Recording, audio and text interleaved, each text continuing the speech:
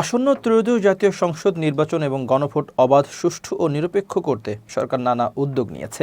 তারই অংশ হিসেবে রোববার থেকে সারা দেশে মাঠে নেমেছে সেনাবাহিনী সহ অন্যান্য আইনশৃঙ্খলা রক্ষাকারী বাহিনীর সদস্যরা।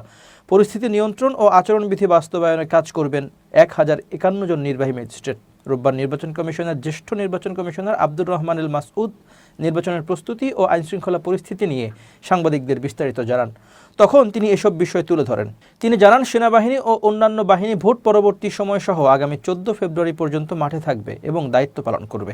মাঠের পরিস্থিতি বর্তমানে নির্বাচনের জন্য সম্পূর্ণ অনুকূলে রয়েছে উল্লেখ করে নির্বাচন কমিশনার রহমান এল মাসউদ বলেন, আমরা আইনশৃঙ্খলা বাহিনীর সঙ্গে বৈঠক করেছি। তারা নিশ্চিত করেছেন যে দেশের পরিস্থিতি সন্তোষজনক এবং নির্বাচনের জন্য সহায়ক। ইসি জানায়, আইনশৃঙ্খলা বাহিনী সংশ্লিষ্ট রিটার্নিং কর্মকর্তার সঙ্গে সমন্বয় করে কাজ করবে। ইসির কেন্দ্রীয় সমন্বয় সেল সার্বক্ষণিক পরিস্থিতি পর্যবেক্ষণ করবে এবং সুরক্ষা অ্যাপের মাধ্যমে তথ্য আদান প্রদান করা হবে। সাধারণ ও ঝুঁকিপূর্ণ কেন্দ্র ভেদে নিরাপত্তা সদস্য মোতায়েনে ভিন্নতা আনা হয়েছে বলেও জানিয়েছে নির্বাচন কমিশন।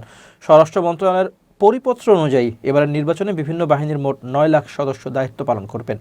মেট্রোপলিটন এলাকার বাইরে সাধারণ কেন্দ্রে 16 থেকে 17 জন এবং ঝুঁকিপূর্ণ কেন্দ্রে 17 থেকে 18 জন সদস্য দায়িত্ব পালন করবেন।